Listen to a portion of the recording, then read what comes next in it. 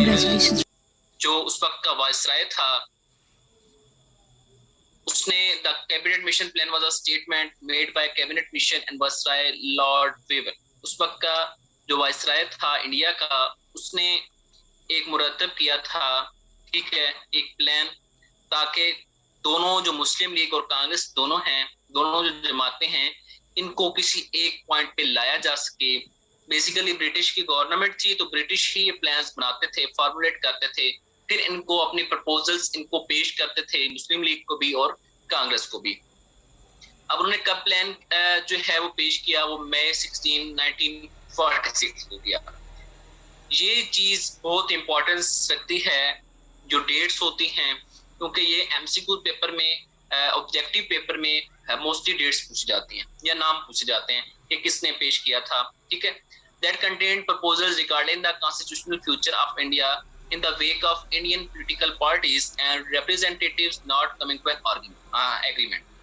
क्योंकि ना मुस्लिम लीग किसी एग्रीमेंट की तरफ आ रही थी, ना कांग्रेस किसी एग्रीमेंट की तरफ आ रही थी।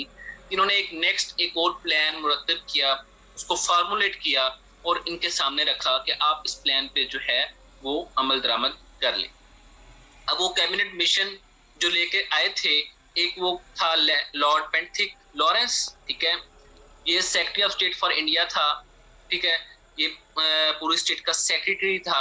लॉर्ड वेवल के नीचे सेक्रेटरी होता था सर स्टैफर्ड क्रिप्स, जिसने क्रिप्स मिशन जो लाया था, वो ट्रेड के बोर्ड का प्रेसिडेंट था।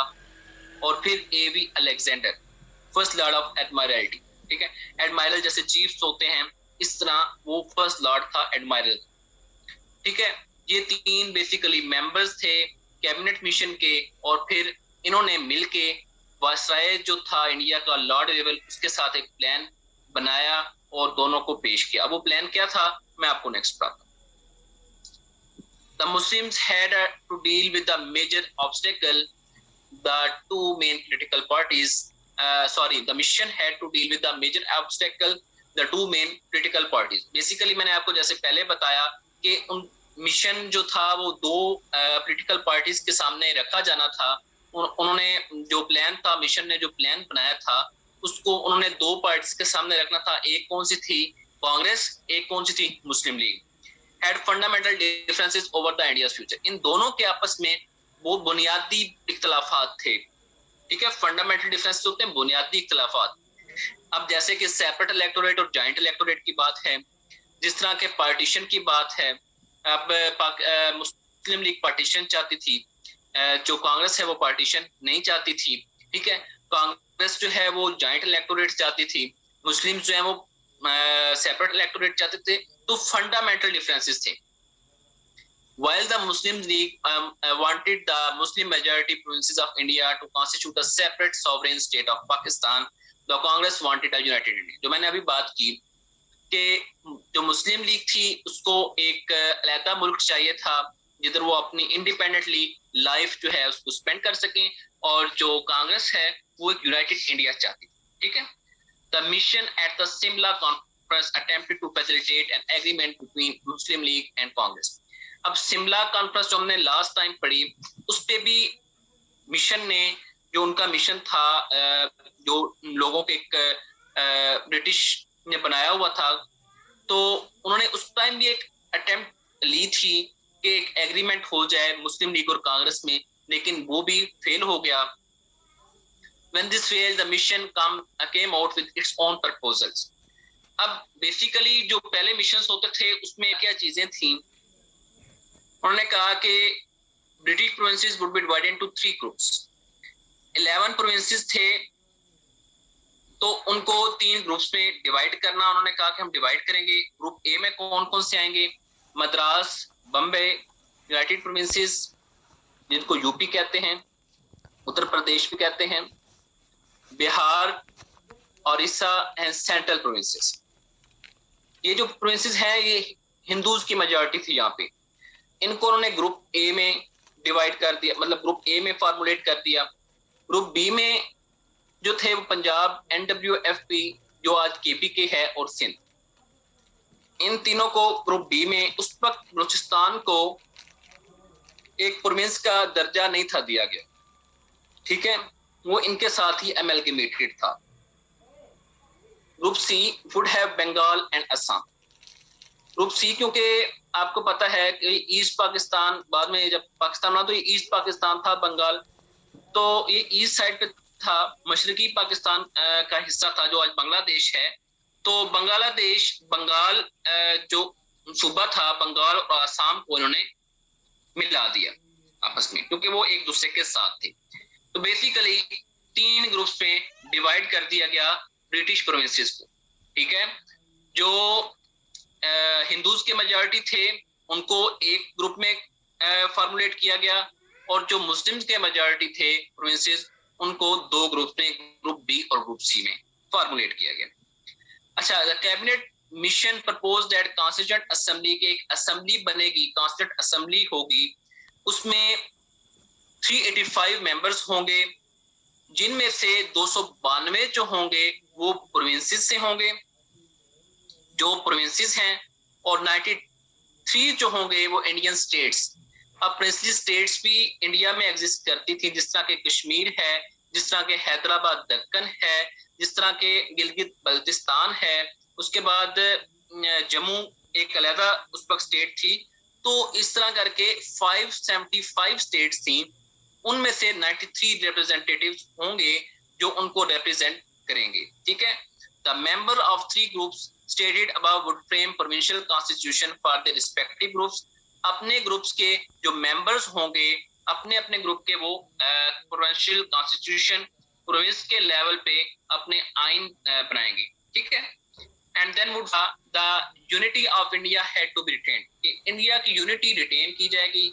ये नहीं होगा कि जो ग्रुप्स हैं वो अपने अपने आजाद होंगे, इंडिपेंडेंट स्टेट्स वो नहीं होंगी, बल्कि ग्रुप्स जो हैं unite to form a proper India, proper country. ये ग्रुप्स जो हैं ये कंट्री फॉर्मुलेट करेंगे, बेसिकली ये फेडरेशन के अंडर ही होंगे। It recommended a federal union, इससे उन्होंने कहा कि फेडरल यूनियन होगी, उसके अंडर ये तीनों ग्रुप्स होंगे, A, B and C, for the whole of India including states dealing with the foreign affairs, defence and communication. Last time भी मैंने आपको बताया कि फॉरेन अफेयर्स और डिफेंस जो ब्रिटिश थे वो अपने पास रखते थे। सॉरी, एक मिनट।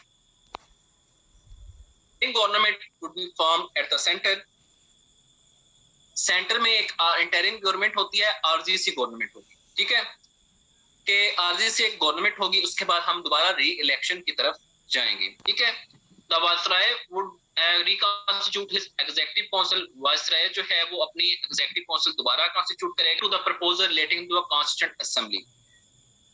कांग्रेस ने इसको मशरूत, इसकी हमायत की कि कुछ चीजों को उन्होंने एक्सेप्ट किया, कुछ को रिजेक्ट किया। कांग्रेस ने कहा कि कॉन्स्टिट्यूएंट असेंबली की जहां तक बात है वो हम एक्सेप्ट करते हैं, ठीक है, कॉन्स्टिट्यूएंट असेंबली बनाएं, लेकिन इंटरिम गवर्नमेंट को हम रिजेक्ट करते हैं because Muslim League had been given disproportionate representation. ठीक है, उनके ख्याल में ये था कि मुस्लिम लीग को ज्यादा रिप्रेजेंटेशन दी जा रही है इंटरिम गवर्नमेंट में, बट देखा जाए तो एक वो माइनॉरिटी की सबसे बड़ी जमात थी, उनकी रिप्रेजेंटेशन ज्यादा ही बनती थी। The Muslim league at first accepted the cabinet mission plan on June 6, 1946।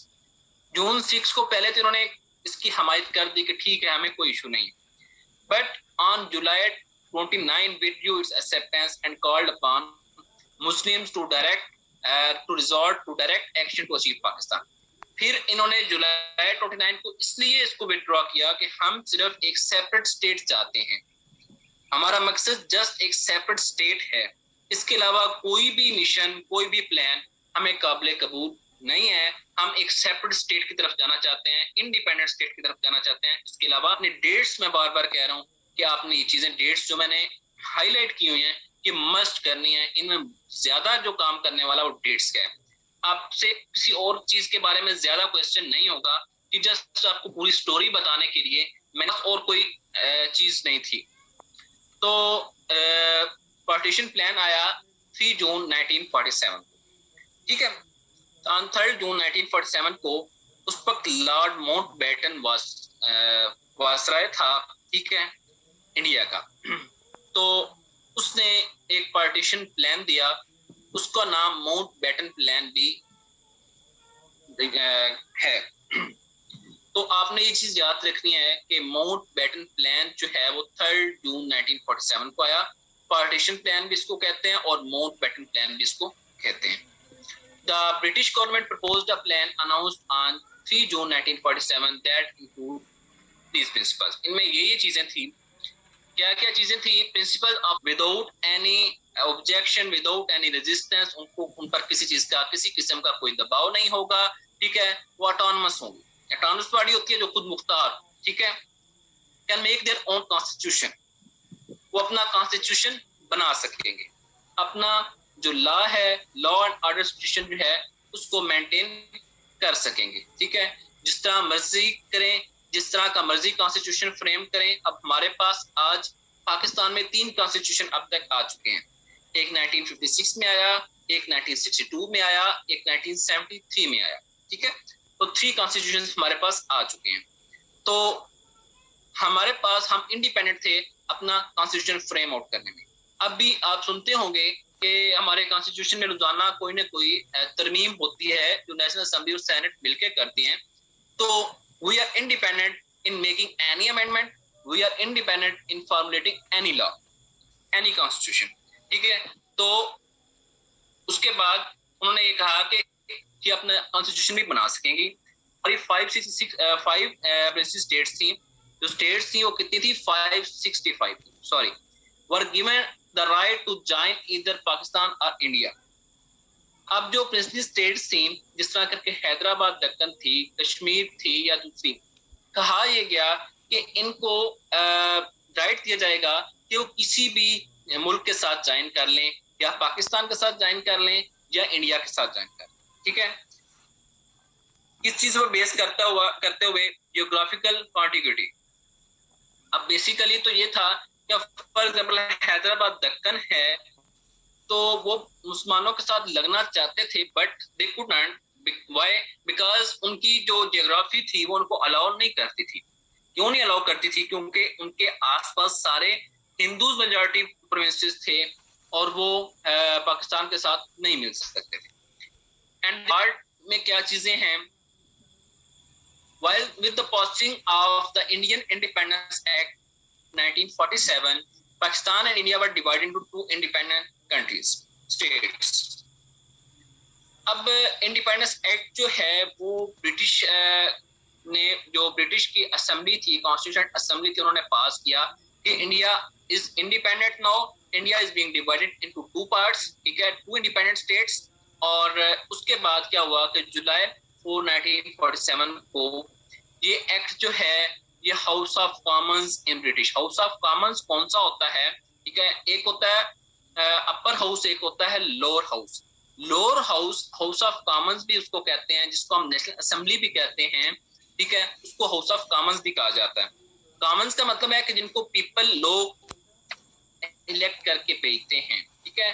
तो इस एक्ट को जुलाई 4, 1947 को हाउस ऑफ कॉमन्स में रखा गया, where it was resolved that boundary commission would determine the new boundaries, कि एक बाउंड्री कमीशन बनाया जाएगा, ठीक है, जो इन दोनों कंट्रीज की बाउंड्रीज का तयन करेगा कि किसकी कौन सी बाउंड्री है, बॉर्डर लाइन को का तयन करेगा, ताकि इन दोनों के आपस में जो इख्तिलाफात हैं वो ना हो। Lord Mountbatten convinced Mohammad Ali Jinnah to accept the appointment of English lawyer. English lawyer था, इसका नाम था सर साइरल रेडक्लिफ, ठीक है। ये एक लॉयर था जिसको लॉर्ड माउंटबेटन जो वायसराय था उस टाइम का इंडिया का, उसने कहा कि ये आपके तयन करेगा कि कौन कौन सी बाउंड्री लाइन होगी बिटवीन इंडिया एंड पाकिस्तान, और कहाँ पे होगी, उसकी क्या लेंथ होगी, और कौन कौन सी जो प्रोविंसेस हैं, कौन कौन से प्रोविंसेस, उनमें कौन कौन से शहर जो हैं वो किसी कंट्री को दिए जाएंगे, ठीक है। अब sir Cyril Radcliffe as the chairman of the both boundary commissions, basically अब होना ये था कि 2 लोग जो थे वो कांग्रेस ने देने थे अपनी तरफ से, और 2 मुस्लिम लीग ने देने थे, और उनको हेड करना था रेडक्लिफ ने, क्योंकि रेडक्लिफ को तो बाउंड्रीज का पता नहीं था, उसने जस्ट डिसीजन लेना था डिसाइड करना था दोनों की प्रपोजल्स को देख के, ठीक है। तो इन्होंने पंजाब वाली साइड पे जो बाउंड्री है उसके लिए भी कांग्रेस ने भी अपने 2 बंदे दिए कि हमारी तरफ से ये होंगे, और मुस्लिम लीग ने अपनी तरफ से 2 बंदे दिए और उनको चेयर कर रहा था रेडक्लिफ। और इस तरह बंगाल वाली साइड से जो बॉर्डर था उसके लिए भी सेम प्रैक्टिस जो है वो की गई थी, ठीक है। For determining the boundaries who would have the power to make viceroy letter to secretaries of the state of India कि वो basic Congress and the Muslim League recommended their nominees as the member of the 2 commissions। इन्होंने दोनों parties ने अपने nominees recommend किए, ठीक है, कि वो 2 कमीशन बेसिकली बनाए गए, एक बंगाल वाली साइड से जो सरहद का तयन होना था, एक पंजाब वाली साइड से सरहद का तयन होना था। इसलिए 2 कमीशन बनाए गए डिफरेंट, और उन दोनों के लिए 2 नाम दोनों पार्टीज ने दिए। The Muslim League nominated Abu Salem Mohammad Akram and एस.ए. Rahman, ये दोनों जजेस थे जिन्होंने इन दोनों पार्टीज ने जो भी बंदे अपॉइंट किए वो सारे जजेस थे। आपने ये चीज याद रखनी है। For the Bengal boundary commission and Din Mohammad and Mohammad Munir for the Punjab boundary commission. अब मुस्लिम लीग ने जो बंदे दिए इनके आपने नाम याद रखने हैं। ये जजेस हैं अबू सलेम मोहम्मद अकरम एंड एस.ए. रहमान फॉर बंगाल, और Din Mohammad and Mohammad Munir for Punjab boundary commission, ठीक है। और उसके बाद कांग्रेस ने कौन कौन से नॉमिनेट किए? C Biswas and B K. Mukherjee, ठीक है, और बंगाल बाउंड्री कमीशन के लिए, और तेजा सिंह एंड महचंद महाजन। तेजा सिंह बेसिकली ये एक जो था ये सिख बरादरी से ताल्लुक रखने वाला था। पंजाब में क्योंकि ज्यादा उनकी सिख कम्युनिटी रहती थी तो उन्होंने इसलिए तेजा सिंह ये भी जज ही था, ठीक है, और महचंद महाजन ये पंजाब बाउंड्री कमीशन के लिए उन्होंने अपने नॉमिनीज रिकमेंड किए। और बेसिकली इन नॉमिनीज ने एक पॉइंट पे आना था और उसका कमीशन जो है ये कमीशन बन गए जून 30 तक, ये फाइनलाइज्ड हो गए कि ये बंदे हमारी तरफ से जो हैं फाइनल हैं, दोनों पार्टीज की तरफ से नॉमिनीज उनके आ गए। The boundary commission was instructed to demarcate the boundaries of the 2 parts of Punjab and Bengal on the basis of Muslim and non-Muslim majority population। Basically, boundary commission ने decide करना था कि कौन सा एरिया मुस्लिम मेजॉरिटी है और कौन सा एरिया नॉन मुस्लिम मेजॉरिटी है, ठीक है। तो नॉन मुस्लिम मेजॉरिटी जो होना था वो इंडिया का पार्ट बन जाना। तो उस वक्त हुआ ये कि रेडक्लिफ ने क्या किया कि मुस्लिम मेजॉरिटी एरियाज जो थे गुरदासपुर, फिरोजपुर और जीरा, इनको इंडिया को दे दिया। तो ये चीज बड़ी कंट्रोवर्शियल हो गई। बेसिकली गुरदासपुर देने का मकसद ये था कश्मीर पे जो कब्जा करना चाहता था इंडिया, उसका जो रास्ता गुरदासपुर से होता हुआ जाता था, अगर वो गुरदासपुर पे कब्जा करता या उसके पास जाता तो वो उसके लिए इजी हो जाता कश्मीर को क्लेम करना, ठीक है। तो ये चीज जो थी इसके लिए उन्होंने बेसिकली हिंदूज बड़े करीब थे। पाकिस्तान की क्रिएशन होती है कि पाकिस्तान बनता है, कायद-ए-आज़म ने काफी हद तक इस चीज को एक्सेप्ट कर लिया था कि चलो अगर ये 3 इलाके जाते भी हैं तो अगर वो इसको रिजेक्ट करते इस प्रपोजल को तो माइट भी पाकिस्तान की क्रिएशन ना हो पाती, ठीक है। तो 1947 यूके ने जब एग्री किया कि ठीक है इंडिया पार्टीशन हो जाए तो modern state of Pakistan was established on 14 अगस्त 1947। आपको ये सबको पता है। आपने थोड़ा सा इसमें आपने ये भी याद रखना है कि वो रमजान की 27 रमजान था और इस्लामिक कैलेंडर के मुताबिक 1366 हिजरी था, ठीक है। ये चीज अक्सर क्वेश्चन आ जाता है पेपर में, ठीक है, तो ये चीज आपने माइंड में रखनी है। Amalgamating the Muslim majority eastern and north western region. Amalgamating का मतलब होता है इकट्ठा करना। पाकिस्तान किस तरह बना? ईस्टर्न और north western reason of British India जो हैं इन्होंने मिला के पाकिस्तान के एक स्टेट बनाई। इसमें क्या क्या चीजें थी, कौन कौन से प्रोविंसेस थे? बलोचिस्तान था, ईस्ट बंगाल था, नॉर्थ वेस्ट फ्रंटियर प्रोविंस जिसको हम केपीके कहते हैं, खैबर पख्तूनख्वा कहते हैं वो था, वेस्ट पंजाब था, सिंध था। आपको बताता चलूं कि बंगाल का कुछ पार्ट आज भी इंडिया के पास है, ठीक है। वो इंडिया के हिस्से में आया था। इसी तरह पंजाब इंडिया में भी मौजूद है।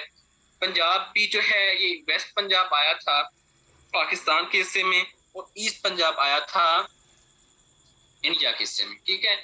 इसी वजह से गुरदासपुर, फिरोजपुर, जीरा के इलाके जो हैं इन्होंने, क्योंकि पूरे प्रोविंसेस की इनके हिस्से में नहीं थे, स्टेट्स दो थी, जम्मू और Kashmir, eventually sparked the Indo-Pakistani War of 1947-48। अब ये जो गुरदासपुर का मैंने आपको बताया इलाका, वो देने की वजह से क्या हुआ, कश्मीर का डिस्प्यूट आ गया, कश्मीर पे इंडिया ने अपना कब्जा कर लिया, जिसकी वजह से एक वॉर स्टार्ट हो गई बिटवीन पाकिस्तान एंड इंडिया, ठीक है। पाकिस्तान और इंडिया के दरमियान एक वॉर स्टार्ट हुई, और उससे क्या हुआ कि फिर यूएन में रेजोल्यूशन गया। तो उन्होंने कहा कि हम लाइन ऑफ कंट्रोल का तयन करते हैं, ठीक है, फर्स्ट, और फिर हम जो है कश्मीर के लोगों की जो है इस पे राय से फैसला करेंगे। इनके पास जो है कोई प्रोविंशियल कैपिटल्स तो थे, लेकिन इनके पास कोई ऐसा कैपिटल नहीं था जो फेडरल बनाया जाए, ठीक है। तो फेडरल कैपिटल बनने के लिए कोई भी ऐसा सिटी नहीं था जो कि एलिजिबल था, ठीक है, उसके रिसोर्सेज के हवाले से।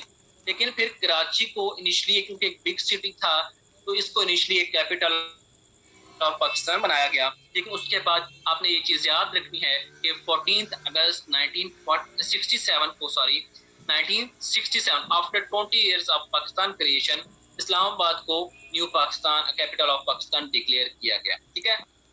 इस्लामाबाद पहले कोई सिटी नहीं थी, यहाँ पे एक नया शहर बसाया गया था, और प्रॉपर्ली सारी चीजें जो हैं वो अरेंज की गई थी, ठीक है। एस्टेब्लिशमेंट ऑफ गवर्नमेंट सेकंड एक प्रॉब्लम था। सेकंड प्रॉब्लम पाकिस्तान में एस्टेब्लिशमेंट में एस्टेब्लिशिंग था कि पाकिस्तान को एस्टेब्लिश किस तरह किया जाए, गवर्नमेंट को किस तरह एस्टेब्लिश किया जाए। तो आफ्टर इंडिपेंडेंस क्या हुआ कि लियाकत अली खान जो हैं वो फर्स्ट प्राइम मिनिस्टर बन गए, और Quaid Azam Mohammad Ali Jinnah first governor general of Pakistan बने। और इंडिया वाली साइड पे, ठीक है, जो फर्स्ट गवर्नर जनरल बना था वो ब्रिटिश ही था, उसका नाम लॉर्ड माउंटबेटन, ठीक है। तो बेसिकली इनको ये भी कहा गया था, लॉर्ड माउंटबेटन ने कहा था कि वो नहीं चाहते थे, वो चाहते थे कि हम इस तरह कटा फुटा पाकिस्तान एक बनाएंगे, जिसके बाद पाकिस्तान खुद कुछ सालों बाद या कुछ अरसे बाद मजबूर हो जाएगा इंडिया के साथ मिलने पे। तो लॉर्ड माउंटबेटन ने मोहम्मद अली जिन्ना से कहा था कि अगर आप कहें तो मैं आपका दोनों स्टेट्स का, इंडिया और पाकिस्तान का, एक कॉमन गवर्नर जनरल बन जाता हूँ, ठीक है। तो ये जो लेकिन चीज थी, क्योंकि कायद आज़म मोहम्मद अली जिन्ना ये बात जानते थे कि ये चीज हमारे मफाद में नहीं है, ठीक है। तो इसको जानते हुए उन्होंने इस चीज को रद्द कर दिया, और divided assets between Pakistan and India. अब ब्रिटिश इंडियन गवर्नमेंट ने एसेट्स डिवीजन की पाकिस्तान और इंडिया में, जो चीजें एसेट्स थे वो डिवाइड होने थे बेसिकली। तो ये एग्री किया गया कि पाकिस्तान जो है को जो मिलेंगे वो 75,100,000 रुपीज मिलेंगे, ठीक है, 75,100,000 रुपीज। लेकिन जो फर्स्ट मिले वो बेसिकली 200 lakhs मिले थे, ठीक है, 2000 नहीं, सॉरी इधर थोड़ी सी मिस्टेक हुई, 200 lakhs मिले थे, ठीक है। बट के बाद जो बकाया चीजें रहती थी वो उनको नहीं दी, ठीक है। तो ये चीजें जो बकाया रहता था 75,100,000, बेसिकली 75 लाख जिसको कहते हैं, उस वक्त तो ये बहुत ज्यादा अमाउंट थी।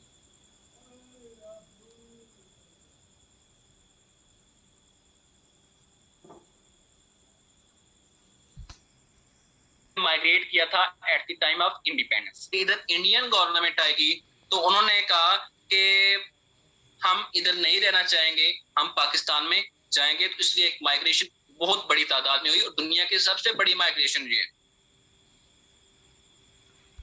ठीक है। उसके बाद क्या हुआ, मुसलमानों को बहुत ज्यादा तादाद में मारा गया, ठीक है, बहुत ज्यादा तादाद में उनको मारा गया।